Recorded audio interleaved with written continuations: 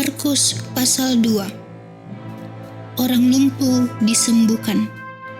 Kemudian, sesudah lewat beberapa hari, waktu Yesus datang lagi ke Kapernaum, tersiarlah kabar bahwa ia ada di rumah.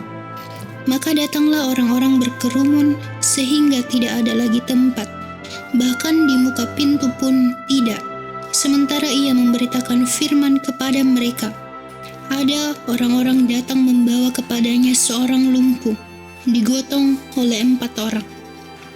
Tetapi mereka tidak dapat membawanya kepadanya, karena orang banyak itu. Lalu mereka membuka atap yang di atasnya. Sesudah terbuka, mereka menurunkan tilam, tempat orang lumpuh itu terbaring. Ketika Yesus melihat iman mereka, berkatalah ia kepada orang lumpuh itu, "Hai anakku, dosamu sudah diampuni." Tetapi di situ ada juga duduk beberapa ahli Taurat. Mereka berpikir dalam hatinya, "Mengapa orang ini berkata begitu? Ia menghujat Allah. Siapa yang dapat mengampuni dosa selain daripada Allah sendiri?"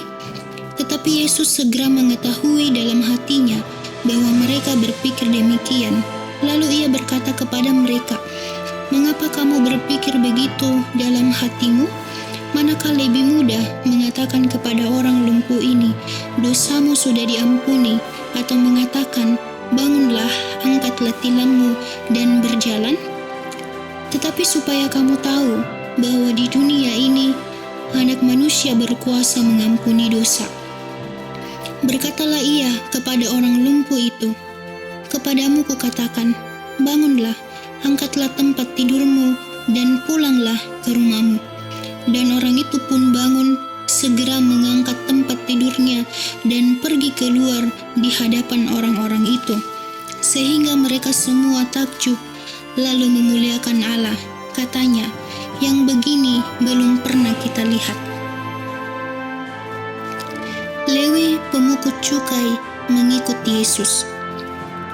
Sesudah itu, Yesus pergi lagi ke pantai danau, dan seluruh orang banyak datang kepadanya.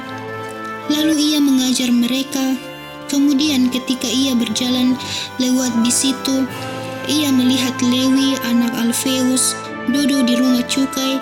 Lalu ia berkata kepadanya, "Ikutlah aku." Maka berdirilah Lewi lalu mengikut dia. Kemudian ketika Yesus makan di rumah orang itu, banyak pemungut cukai dan orang berdosa makan bersama-sama dengan dia dan murid-muridnya, sebab banyak orang mengikuti dia.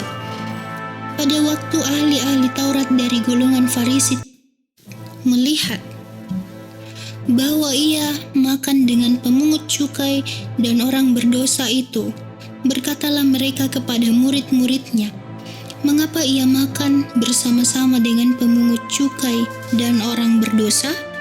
Yesus mendengarnya dan berkata kepada mereka, "Bukan orang sehat yang memerlukan tabib, tetapi orang sakit. Aku datang bukan untuk memanggil orang benar, melainkan orang berdosa." Hal berpuasa. Pada suatu kali, ketika murid-murid Yohanes dan orang-orang Farisi sedang berpuasa, datanglah orang-orang dan mengatakan kepada Yesus, "Mengapa murid-murid Yohanes dan murid-murid orang Farisi berpuasa, tetapi murid-muridmu tidak?" Jawab Yesus kepada mereka, "Dapatkah sahabat-sahabat mempelai laki-laki berpuasa sedang mempelai itu bersama mereka? Selama mempelai itu bersama mereka, mereka tidak dapat berpuasa. Tetapi waktunya akan datang, mempelai itu diambil dari mereka, dan pada waktu itulah mereka akan berpuasa.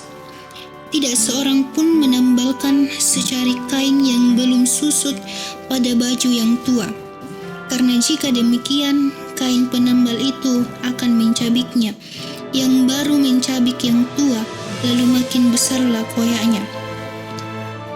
Demikian juga, tidak seorang pun mengisikan anggur yang baru ke dalam kantong kulit yang tua, karena jika demikian, anggur itu akan mengoyakkan kantong itu, sehingga anggur itu dan kantongnya dua-duanya terbuang.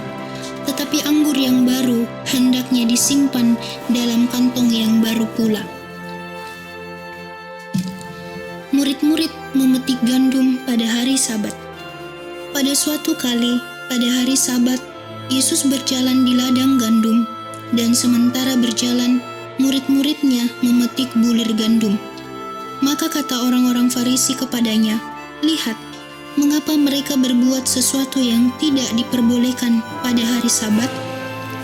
Jawabnya kepada mereka, "Belum pernahkah kamu baca apa yang dilakukan Daud ketika ia dan mereka yang mengikutinya kekurangan dan kelaparan?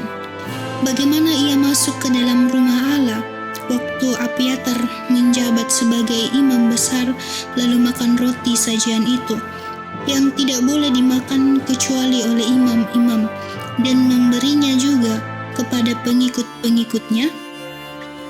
Lalu kata Yesus kepada mereka, "Hari Sabat diadakan untuk manusia dan bukan manusia untuk hari Sabat. Jadi Anak Manusia adalah juga Tuhan atas hari Sabat."